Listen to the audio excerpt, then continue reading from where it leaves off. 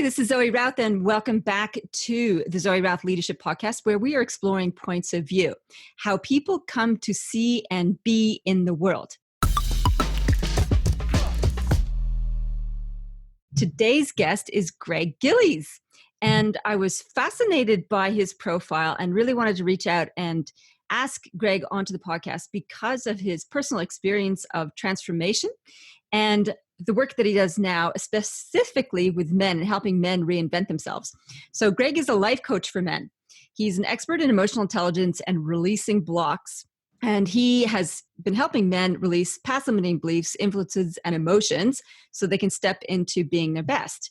Now, Greg's story is about he had 20 years of having it all and felt miserable. And he hit rock bottom using alcohol. And then everything changed. So we're going to hear a little bit about that story. So welcome, Greg. Thank you for having me, Zoe. So exciting. So interesting story. You're a young bloke, like at least you look young in your photo and your video. Thanks for the compliment. I'm 42. So well, you're as young as you feel, right? On some good days, yes. And that and a lot of moisturizer helps. Yeah. So tell us what happened, right? So 20 years, things were presumably going well, but the but happened. And all of a sudden you're in a whirlpool of alcohol. Tell us the story about what happened and how you got out of it. Yeah. So like a lot of businessmen, or when I was in corporate, I was quite high up in the leadership positions. We're very driven high achievers, and we push ourselves really hard, and we don't look at our weaknesses, and we just keep on focusing on our strengths and driving forward. And we're ambitious to achieve everything in life, from our financial goals to having an amazing marriage to being an amazing father, health, well-being, the whole gamut, right? To have a good, broad, healthy, holistic life. But I found myself pushing myself too hard and not knowing why, when I was achieving more, I was actually becoming more unhappy and more miserable and unfulfilled. And it started to play on my mind, and it started to get really confusing, and I started to stress a lot and getting a lot of anxiety that I had achieved all of my goals, but the happiness that I thought was going to come with it was not there. Oh, this is a classic trap. I've referred to this before as the when-then trap. When I hit A, B, C goals or X, Y, Z targets, then I'll feel fulfilled. And then we get caught in this moving goalpost thing. So that sounds like a little bit of what happened to you. Yeah, 100%. And we continue to strive and we push forward. And I just got to a point in my life where I actually left corporate in 2016 after 20 years of a lot of senior management positions and being located in different countries for global companies. And I started my own consulting and marketing business. And the isolation of being a sole entrepreneur kind of uprooted a lot of my past suppressed emotions and feelings that I just didn't even deal with when I was in corporate life, because I did not want to show vulnerability. I didn't want to show weakness. I was a leader. I was leading a team of people. They looked up to me. So for me to, I guess, take off my masks and facades and actually tell the truth about how I was feeling was the most terrifying thing that I could ever imagine. So we just ignore it and we suppress it and we push it under the carpet and hope that it goes away.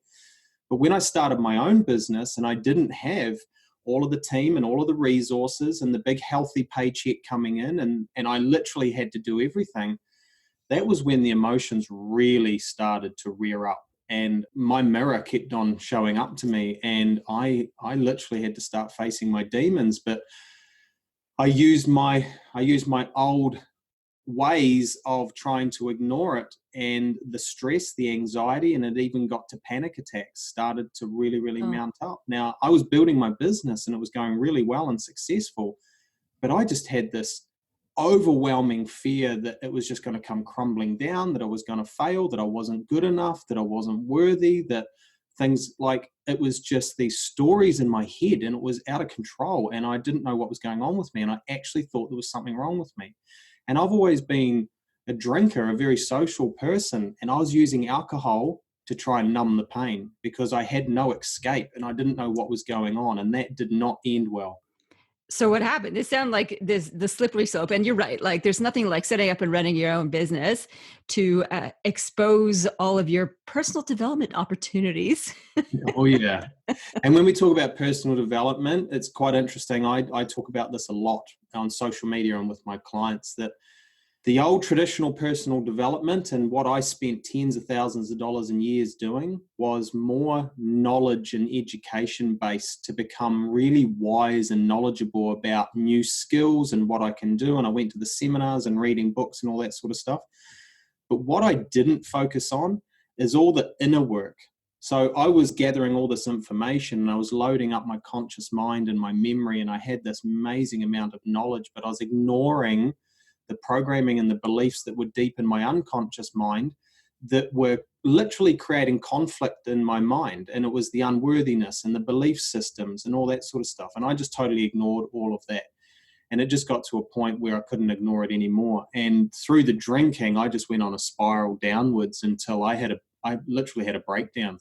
And I just put my hand up and said to my wife, I've got a problem. I need help.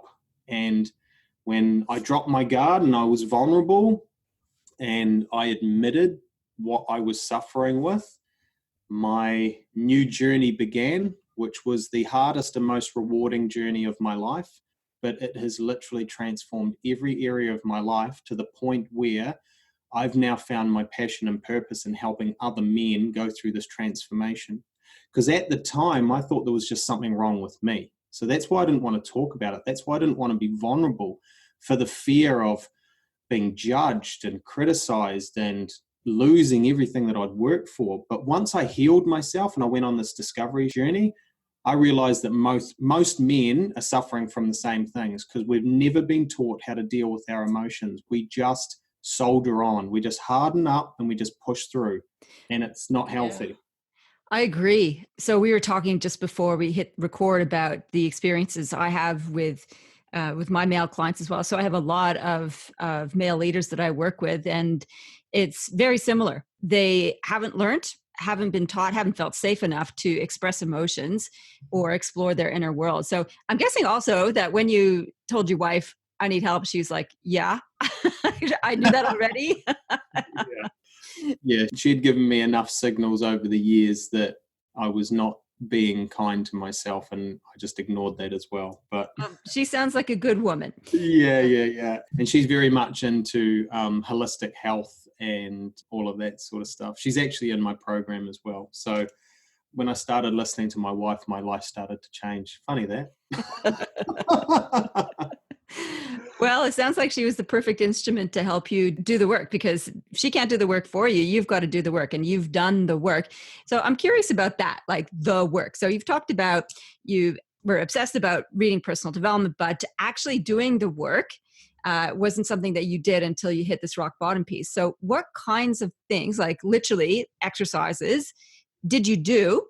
And I'm guessing you do now with your clients, to help you do the work and process some of this unconscious stuff. Yeah, so the specific work that I did, so I've always exercised and tried to do meditation and mindfulness and all that, but it was so much deeper than that. It was actually about past programming. It was all of the stored negative beliefs, programming, and emotions right from childhood through to adulthood. And we typically don't even know they're there because they are so deep in our unconscious mind that we don't know that they're actually playing in the background, and that's what's causing us to be in conflict in our mind and just have this chatter in our mind of self-doubt, self-sabotage, all that sort of stuff. So what I did to start with, because my drinking was so heavy, I made the effort to go to AA as a support mechanism to just get rid of alcohol out of my life. So I did that, but while I did that, I also started doing some kinesiology. And my wife is an advanced kinesiologist, and I started doing some energy work, and I started really focusing on getting out of deep survival. So Greg, with kinesiology, can you explain that? Because I'm not sure that everybody is familiar with what you actually do in kinesiology. Okay, so kinesiology is a holistic modality that taps into what's called our innate intelligence. And our innate intelligence is like our body's supercomputer. It knows everything about us, right down to a DNA level. And kinesiology uses muscle testing. So they muscle monitor and put pressure on your limbs, mainly your arm. It goes through your nervous system and it goes into your innate intelligence, and it bypasses your conscious mind. And they ask a series of questions to identify what the body needs in order to get support to increase the self-healing process. It's an amazing, amazing modality. Can you give me an example of a question you might ask the body? Like, what do you need body for healing? I don't know the questions. The kinesiologist, like it's a very, very in-depth program course. My wife trained in it for 3 years. She literally needed to learn every single thing about the body, right from brain structures, neurotransmitters, every single organ and gland. So our body has the most amazing ability to self-heal given the right support. The reason why so much illness and disease and people are sick is because our bodies are under constant stress. So our autonomic nervous system has two sides to it. It has a sympathetic nervous system, which we know is fight or flight. And because people are under so much stress and the toxins in our environment and even using cell phones too often, our bodies are under constant stress, because stress in our mind actually triggers the fight or flight response in our body and puts us into sympathetic nervous system. And it's now got a saying called sympathetic nervous system dominance, because some people are under so much stress in their bodies that they can't switch between sympathetic and parasympathetic. And parasympathetic is where the body is rested and can regenerate and heal. So if your body's not switching between sympathetic and parasympathetic, your body's actually not healing, and your organs and glands get massive stress, and that's where illness and disease comes from. So all thyroid issues, all autoimmune issues, all adrenal issues, hormone issues, they are all coming from this area of the body. So kinesiology helps to get out of that deep survival and get out of the fight or flight and enable the body's natural self-healing process to activate. When I was using kinesiology as well as knocking off the drinking, it took me out of that deep, deep stressful place so that I could start supporting myself. And then I went to the next step of my journey, and the universe was talking to me because I got invited to a one-day event with a very dear friend and mentor of mine who I went right into 24 months now. I've been going through her coaching program, and it goes extremely deep into our past programming and enables us to release negative emotions, beliefs, and influences from our past. So we pick up and we are susceptible to the environment and the influences around us. So if mum and dad had a divorce or they're fighting, or if dad was a workaholic, we pick up those traits and we take them as our belief systems as a child, and we carry them through into our adulthood. And if those belief systems we picked up as a child are in conflict with who we want to be as an adult, this is what's causing most of the stress in the human mind, is when the brain is in conflict with itself. Because it wants one thing, but unconsciously, it doesn't believe it's worthy, it doesn't believe it's safe, it doesn't believe it's loved, it doesn't think it's good enough. And all of these programmings are continually playing in our mind and causing us to have stress and anxiety, and then it branches into mental health. I didn't know about any of this 3 years ago. But when I went deep, deep, deep into these programs and these processes, and I cleared all of my past and all of my limiting beliefs, it was like the world lifted off my shoulders. And my mental clarity and brain fog just disappeared. So I was not drinking. My body was out of deep survival. I was clearing all of the past programmings and beliefs in my unconscious mind that were causing conflict with who I wanted to be now as an adult, and everything transformed. My business skyrocketed. My relationship with my wife has never been better. As a role model for my children, I'm so proud of who I am and the relationship that I have with my children, and my health and well-being is just unbelievable. Like for me to be able to meditate now is really easy because I don't have that survival stress just keeping me stuck in my head.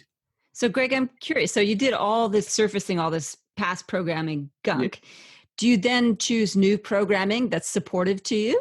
Or is it just about clearing the past? So, part of this deep quantum matrix therapies that I went through and I'm now qualified and take other men through, you are literally identifying, and a lot of the stuff that you identify, the clients don't know are there because they're so suppressed and they're from younger years. It could be from when you're 5 years old, could be from when you're 10 years old, it could be from a school teacher who treated you unfairly and you created this belief system. So it can be massive things, but it can also be subtle things. So when I take a client through this kind of process in the coaching sessions, what we do is identify the event, the person, the emotion, and what triggered it, and we bring it up and we release all of the negative beliefs around that, and we replace it with the ideal beliefs that the adult has now and wants to live by. And when I replace the old beliefs with the new beliefs, it literally lights up the neural pathways in our brain, and it starts firing new neurons in our brain, and it starts to reprogram our neural pathways in our unconscious mind. And that's where the clarity comes, because it's literally reprogramming the mind's belief system. That's why it's so powerful and so deep. Do your clients choose their own beliefs, or do you provide them with? No, every single client's different. I don't know their past until I take them through a process to identify if they're the right fit and the right client, and learn a bit about their past and their upbringing and what they're struggling with. And you can usually identify indicators, right? So whether they're struggling in relationships and there's a feeling of unlovable, or if they feel unworthy. A lot of people, even if they're like I was really confident and a go-getter and I could take action, like motivation was never a problem, but I didn't realize underneath that I actually had quite low self-worth of myself, and I never thought that I was good enough. And the reason why is because I was always striving for other people's approval of me, and I was never doing things for my own true inner self-loving benefit. And if you are constantly doing things for other people's approval or recognition, you're never going to be happy with yourself, because you're always going to strive for that recognition. It's like a dopamine hit. So this whole process is about going deep inwards, identifying who you are, what's holding you back, your belief programs. And I literally help men really connect with their inner self and start to love the person that they are, because the more we love ourselves, the more love we can give to the people around us. And that's how relationships just evolve. And so it's a mind, body, and a spirit process. Okay. So it gets quite spiritual, and a lot of people are getting into spirituality and wanting to kind of access what they call their higher self and raise their energetic vibration. So it does all of that. So I'm curious then, why men? So why did you specifically choose to work with men? Before I got into life coaching, and I didn't go into life coaching to become a life coach, I went into it to help myself. But I came out the other end with a deja vu moment that this is actually my calling. I need to help other people heal. But prior to that, I'm 12 years as a digital marketing expert, and I literally practice what I preach. And I believe that if you're going to get, especially nowadays, if you're going to deliver maximum value to a small audience, you need to really specialize in a niche. And the best way for me to specialize in a niche is to literally help men who are going through what I went through. So my target market is literally married businessmen or executive males, because I was corporate executive and I'm a married businessman. Even though our paths are different and our challenges are different, we all want the same thing. We all want to be successful. We want to have an amazing, intimate marriage. We want to be a great role model for our children. We want to be happy. We want to be fulfilled. We want to be healthy and all that sort of stuff. So because I can only work with one-on-one, I can only work with a handful of men at any one time. I really want to work with the people that I know I can add the most value because of my own personal experience. Now, my wife actually works with women, so I get so many private messages on social media from women saying, I love what you do. I'm unhappy that you only look after men. And I'm like, sorry, it's okay. My wife actually does all of similar stuff for women, so I just refer them to her. Do you think that men and women's issues are different? Well, men and women are different, right? Women are a little bit more open to talking about their feelings and emotions, but I think women have so much more pressures and responsibilities, especially nowadays, especially if they're a mum, especially if they've had children. So bearing children and what that does to your physical body, males could never even comprehend. Some of the learnings that I've got from Tracy around just how it does mess with hormones and physical structures and your biochemistry.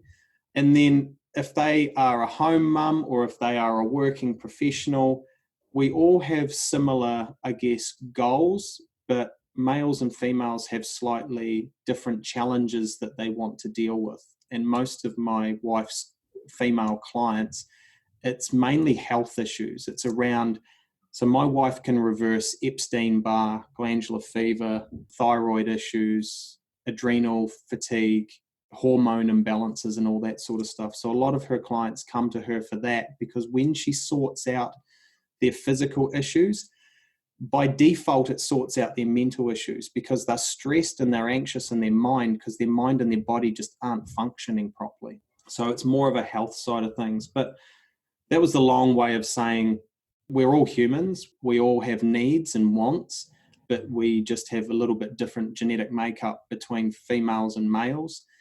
And I find that most of my males are very, very over energy into business. They put so much effort into their business or their role or their title or their achievement as a way of creating the love and the acceptance and the happiness and the fulfillment.